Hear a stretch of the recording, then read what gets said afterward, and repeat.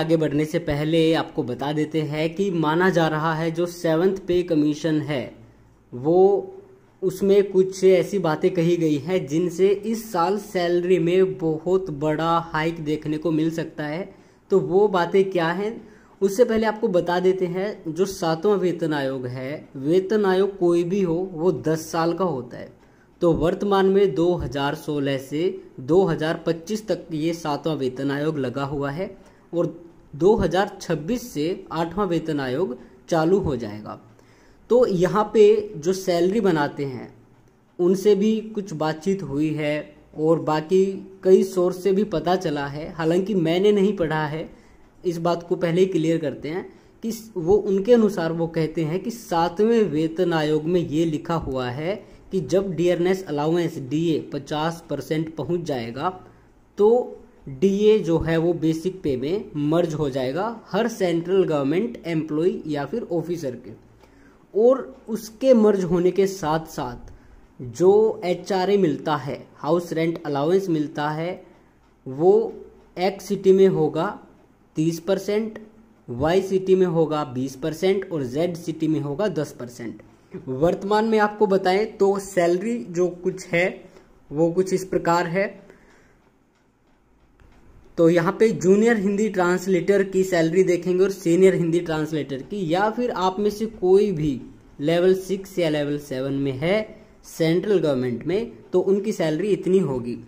तो ये देखिए आप, ये जो है आपके सामने, तो यहाँ पे दिखाया जा रहा है कि जूनियर हिंदी ट्रांसलेटर की वर्तमान में ग्रोस सैलरी होती है एक्स सिटी में 66,498, इन हैंड उसको मिलती है 60,819। लेकिन इनकी सैलरी बढ़ जाएगी कब, जब डीएनएस अलाउंस यानी कि डीए वर्तमान में 46%, तो इस बार ये या तो 3% बढ़ेगा, अगर 4% बढ़ता है तो माना जा रहा है कि 7th पे कमीशन में ऐसा लिखा हुआ है कि जब 50% होगा तो बेसिक पे जैसे कि 35,400 है और इसमें 50% और जोड़ देंगे, वो कितना होगा वो आपको बताएंगे। प्लस में जो एचआरए वर्तमान में है एक्स सिटी में 27% है, वाई सिटी में 18% है और जेड सिटी में 9% है। तो ये भी बढ़ के 30, 20 और 10% हो जाएगा। तो अब चलते हैं आगे और आपको बता देते हैं कि कितनी हो जाएगी जूनियर हिंदी ट्रांसलेटर की सैलरी जो कि लेवल 7 में आता है। तो यहाँ पे देखिए, अगर ऐसा होता है 50% डीए मर्ज हो जाता है तो आपका बेसिक पे बन जाता है 35,400 प्लस 17,700 इज इक्वल टू 53,100 रुपये बेसिक पे बन जाता है। इसके बाद हम मान लेते हैं कि जब बनेगा डियरनेस अलाउंस, कहते हैं कि 0 से शुरू होता है, हम उसको 0 ही मान के चलते हैं, हालांकि वो 1, 2, 3% हो सकता है, लेकिन हम मानते हैं कि चलो भाई मान लिया 0% है। फिर भी हमें कितना फ़ायदा होगा आपको बता देते हैं।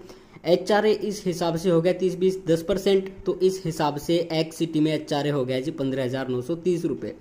आगे चलते हैं टीए, तो टीए आपका 3600, 1800 है, उस पर डीए हम नहीं लगा रहे क्योंकि डीए हम 0 मान के चल रहे हैं। तो ग्रोस सैलरी देखो 72,630 रुपये एक्स सिटी में ग्रोस सैलरी बनेगी।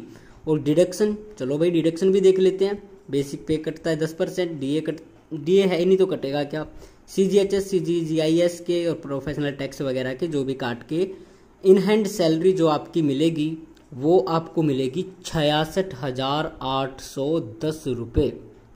तो आप देख सकते हैं जूनियर ट्रांसलेटर 60,819 से जाएगा सीधा 66,810 रुपये पर। आगे चलते हैं, और दिवाली बोनस तो आपको पता ही है, ये सेंट्रल गवर्नमेंट में 6,908 रुपये मिलता है और जो रेलवेज में होते हैं सभी कर्मचारी उनको 17,951 रुपये मिलता है। वर्तमान में सीनियर हिंदी ट्रांसलेटर की जो सैलरी है वो ग्रोस होती है एक्स सिटी में 82,903 रुपये और इन हैंड मिलती है 75,837 रुपये। लेकिन इनकी सैलरी कितनी बढ़ेगी जब जूनियर को इन हैंड मिल रही है और उसकी ग्रोस 72-73 हज़ार हो चुकी है, तो इनका बेसिक पे हो जाएगा जी 67,350 रुपये।